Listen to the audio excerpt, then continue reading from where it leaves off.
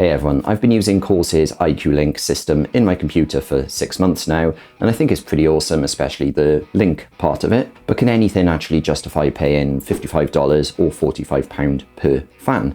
That's what I intend to answer in this video. So let's start off with a brief recap of the terms iCUE Link, because they're actually two separate things. And I'll start off with iCUE because ages ago I had old DDR4 Corsair Vengeance RAM, which had RGB in it, and that was actually iCUE compatible. I don't actually remember that being on the box, maybe it wasn't, but when I actually put in my computer and installed the iCUE software, it actually popped up there saying it's iCUE compatible. And I could actually look at the temperature of it and control the RGB on the RAM. And actually many of Corsair's products are now iCUE compatible, even their headsets and their keyboards and things like that. And that's because iCUE is a bit of software that you install on your computer, and obviously it then controls the hardware, the RGB and the temperature sensors within your actual Corsair products. So that basically is iCUE, but it's more than just computer hardware. It can actually integrate with smart products. So for example, I've got some smart lighting strips around my desk and around my monitor, and I can actually control them with the iCUE software, in theory.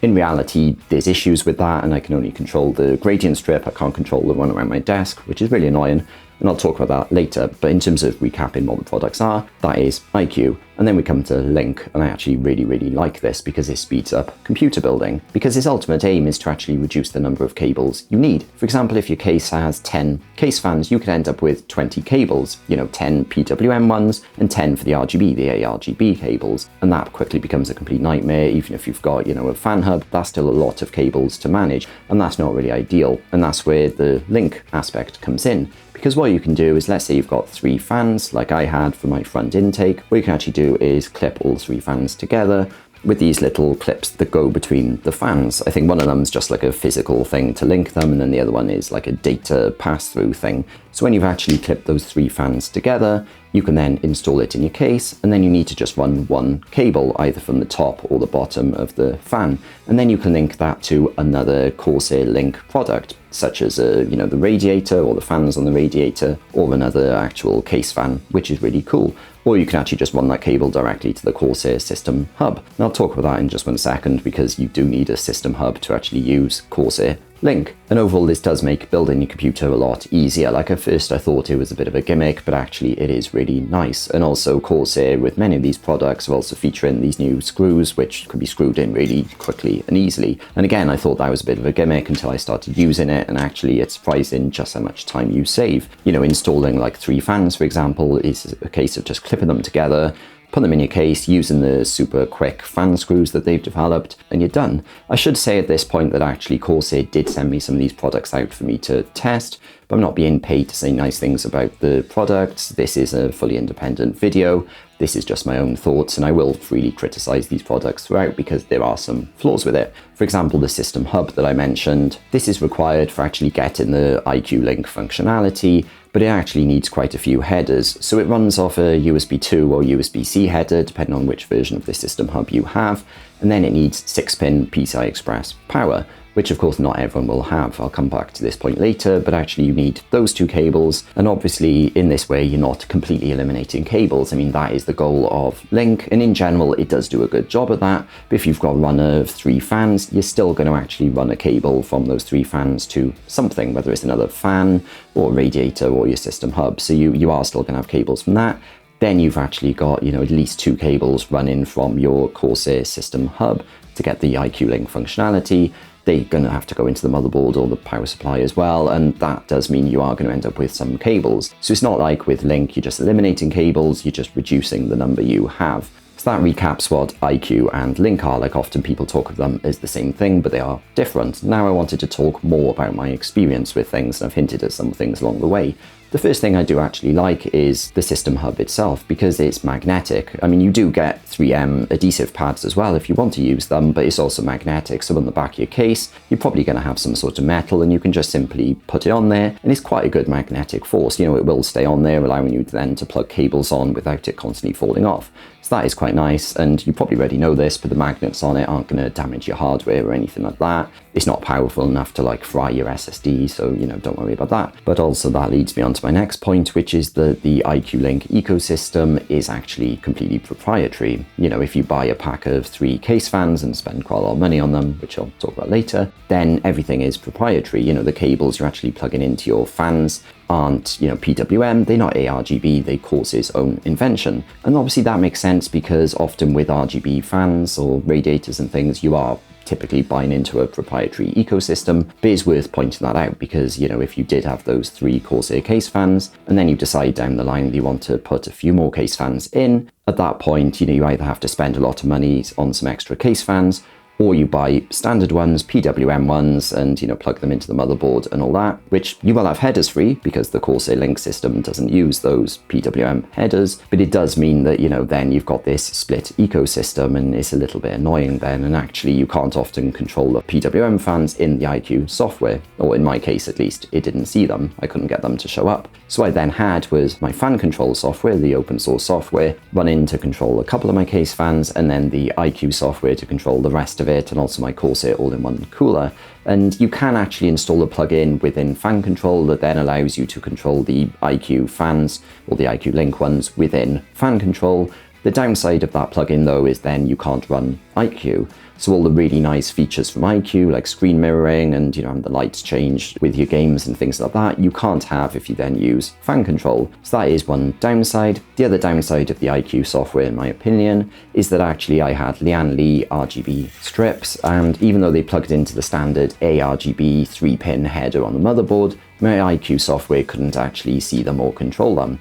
And apparently the iCUE software can actually support some ARGB devices, but not these particular strips. It just depends on, I think, what voltage the actual RGB strips run at, and then, you know, whether the iCUE software is actually coded to support that or not. And in some ways that makes sense because obviously I have a, you know, Corsair ecosystem and then a Lian Li case with Lian Li RGB strips, so why would they work together? But again, it just comes back to this point that actually, you know, the iCUE software is meant to sort of simplify things, and in my case it wasn't really doing that, you know, in some cases, especially because I have Philips Hue lights. I've got one around my desk, one around my monitor, and also, you know, a few different light bulbs around my house as well, including in this study, and unfortunately the iCUE software doesn't fully work with that. So it does support Philips Hue and Govee and a few other smart lighting providers, which is a good thing. Of course, that is a really cool thing. But actually, it only detected my Philips Hue gradient strip around one of my monitors. It didn't support the other one around my desk because that's not a gradient strip. That's just like a normal LED strip from Philips Hue. It also didn't support the light bulb up there. Equally, the Philips Hue iCUE support is a little bit half-baked for me. For example, in a normal smart home, you might go to your Google Home or your Echo device and you might say, set my study light to be 50%, and obviously that just works. And within doing that, you can still also have the Philips Hue app on your phone or on the computer open and actually control the lighting that way, because, you know, multiple products from different providers work seamlessly together.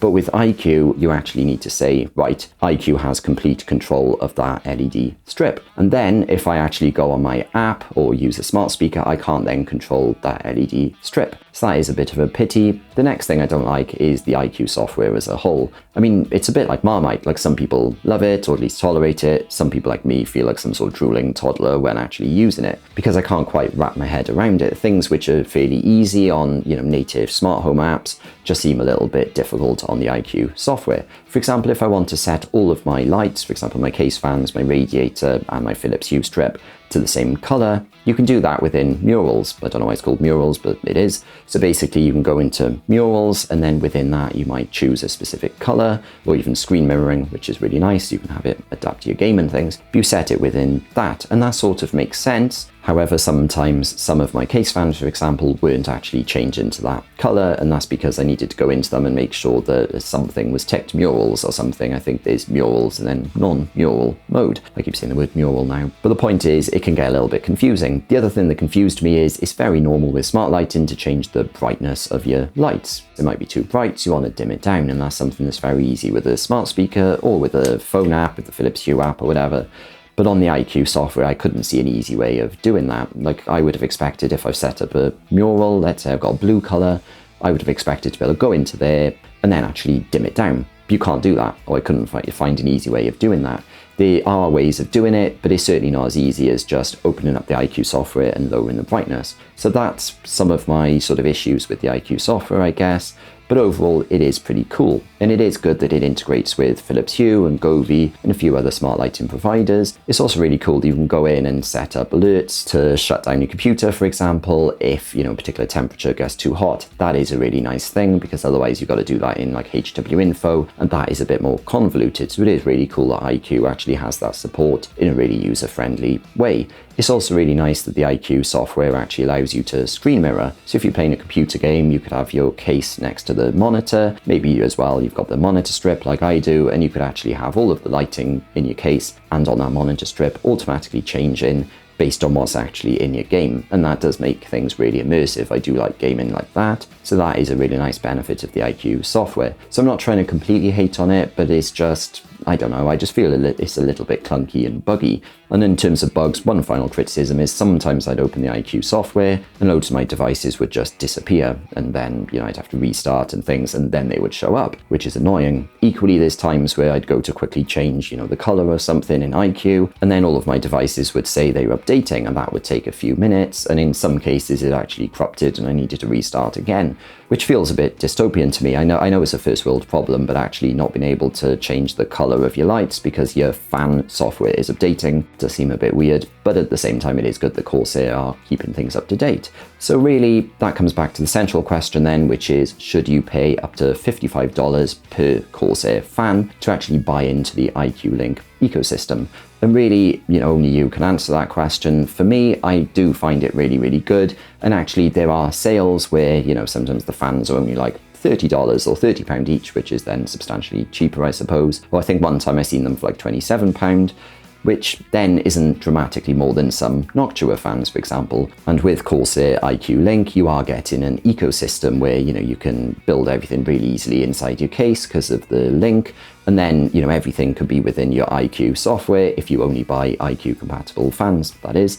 Everything could be in there, and then you could have, screen mirroring set up to actually have the computer case change color based on the game you're playing, which is really, really cool. So overall, yeah, you just have to decide for yourself whether it's worth it. I probably wouldn't pay the full price for the Corsair iCUE Link fans, but if they're on sale and I was doing a build, I probably would consider doing it. And I am really grateful to Corsair for actually sending out these products, because even though I'm not a fan of the iCUE software, overall the products work really well, and I was really, really impressed with the link system of how you actually connect everything up, and also the little fan screws. I mean, it sounds like a little thing, but actually it does really speed up computer building. And that wraps things up. If you've got any questions at all, please drop me a comment, and if you enjoyed this video, please click the thumbs up button, and please subscribe to see more videos like this. Thanks for watching.